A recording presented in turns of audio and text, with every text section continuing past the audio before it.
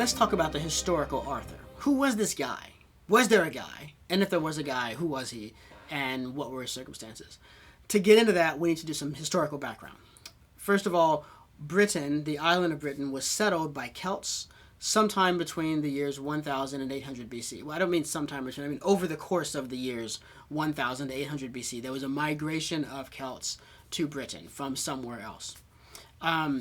The story the British like to tell is that they were survivors of Troy. They actually were led by a guy called Brutus, and it's Brutus who gives his name to the island Britain. Brutus was either the grandson or the great-grandson of Aeneas, depending on which version of the tale you take. And he accidentally killed his father and was exiled, and he took a number of the Trojans into exile with him. And after some wanderings, they wound up in the Isle of Britain. So if you're tracking when the historical Trojan War would have taken place and when the Celts began to arrive in Britain, the timing is pretty close. It's not an exact science. We don't have an exact science about when the Trojan War would have been if it happened. I think it did, but the dates are plausible that these could be folks who were through 2 or 3 generations down from those who were driven out of Troy by the catastrophic world war between Greece and the Anatolian language group. So that's the stories that they got there. But archaeological evidence does put the arrival of the Celts from 1000 to 800 BC. And then they have a whole history of things that happen. All sorts of things. They spread out, make all these different sorts of kingdoms, maybe too strong of a word. Fiefdoms maybe is better, all over the place. And the next most really important date for the story of Arthur is 54 BC, when Caesar, on his second invasion of Britain, succeeds in reducing Britain to a Roman tributary. And Britain would remain a Roman tributary for the next 460 years. During that time, Rome has a constant standing presence in Britain. And it was Roman soldiers who would defend the British population from raids and attacks by Scots and Picts, who were neighbors to the north. The Romans built forts. Famously, they built a couple of walls, Hadrian's Wall and a couple of other walls. And along the walls were these forts and military encampments that were meant to be staffed so that no matter what point the Scots or the Picts attacked at, they would meet a full contingent of Roman soldiers. Now, in the 460 years gets us into the early 5th century AD, and around this time, Rome has its own problems. The Germanic tribes have been driven westward by the expansion of the Huns and have crossed the river into the Roman Empire. With Rome's permission, the idea was they're going to be this buffer state that are going to help protect us essentially for free from these invaders who are driving everybody in front of them from the east. But the Romans treated them so badly, they got very disgruntled, and they turned against the Romans. And by 410 BC, they had penetrated all the way to Rome, and they sacked the city for the first time in 800 years. Interestingly, the last time Rome had been sacked, it had been sacked by Gauls, who are Celts, who are the people that the Britons are. And that comes up later in the Arthur stories. It's the chroniclers make a big deal out of Arthur sacks Rome in the way that his ancestors had sacked Rome many, many years before.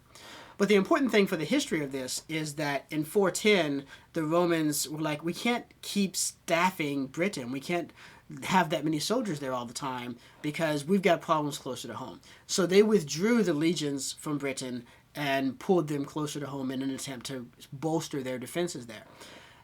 This leaves the Britons largely unguarded. They had completely outsourced their protection to the Romans for 4.5 centuries, and now they don't have that anymore. And so the Celts and the Picts start raiding much more frequently. They quickly figure out that, hey, the defenders are gone. We've kind of got our run of the place. And so the raids increase dramatically.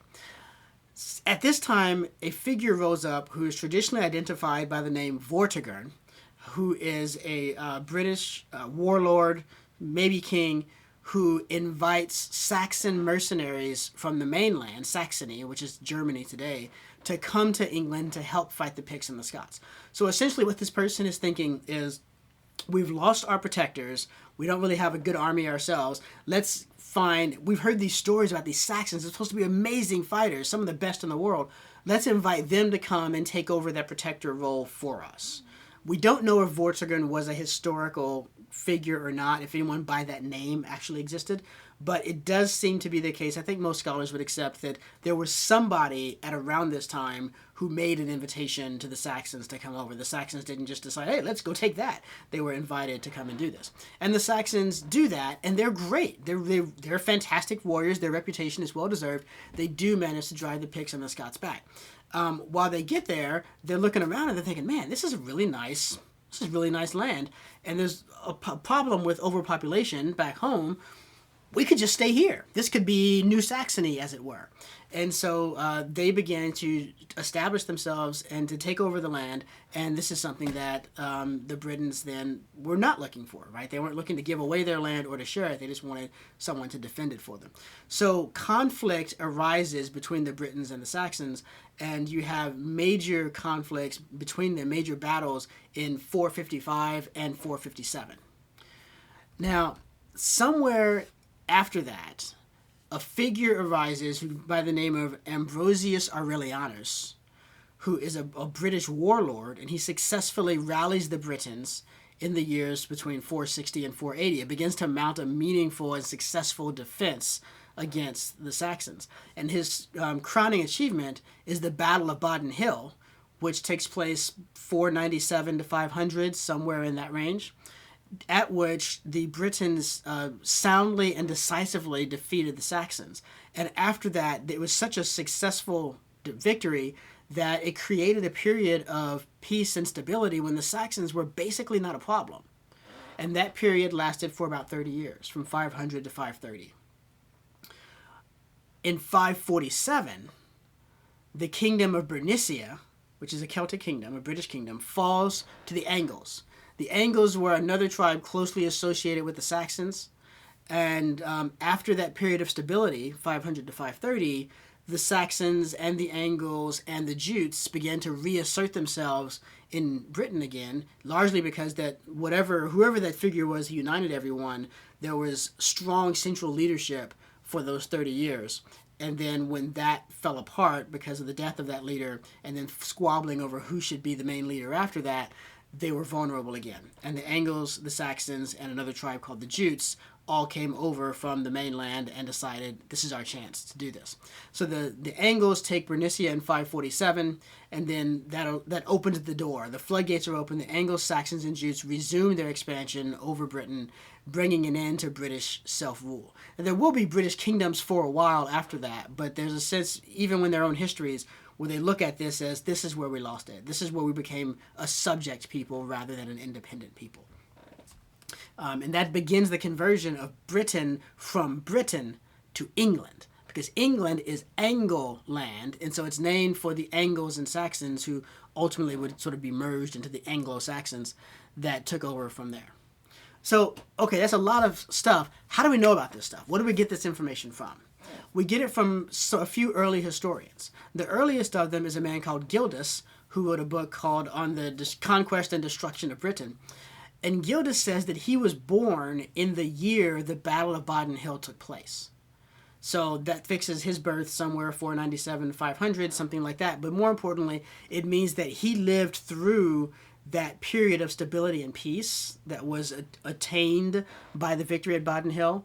But his text is called The Conquest and Destruction of Britain, which means he's not writing about that period of stability and peace. He's writing after that, when he can see it all falling apart and all the invaders are coming in and taking over, and that's the story. He speaks about Ambrosius Aurelianus and tells us that story of his fight at Baden Hill. The next historian, we have to skip ahead 3 centuries, circa 830, for Nennius, who is a historian who mentions the name of Arthur as this warlord who won 12 great battles against the Anglo-Saxons. And one of the battles that he names is the Battle of Baden Hill, which we know was attributed by Gildas into Ambrosius Aurelianus. So he doesn't really say anything else about Arthur, just that Arthur won these 12 great battles and, killed a bunch of people at Baden Hill and that sort of a thing. And then we skip ahead another 3 centuries. So now we're 6 centuries after Gildas to Geoffrey of Monmouth, who has a greatly expanded understanding of Arthur, and he adds many conquests and exploits, and that becomes really ground zero for the more developed Arthurian tradition. So the question that we're kind of poking around here is, who was this Arthur? Who was the historical Arthur, if you will, if there was such a person? I think what we can say fairly uncontroversially is that there was somebody, some warlord figure or great hero or something, who was really key in those early battles between the Britons and the Saxons and helped to attain that 30-year peace that the Britons enjoyed. Whoever that person is, that's the person who comes to be the basis of the Arthur legend. So the first theory about who Arthur is Ambrosius Aurelianus is Arthur. That all lines up, right? He's the hero according to the near contemporary account, who was the one who did this. If Gildas was born the year that battle took place, then his parents remember that battle and who was fighting there.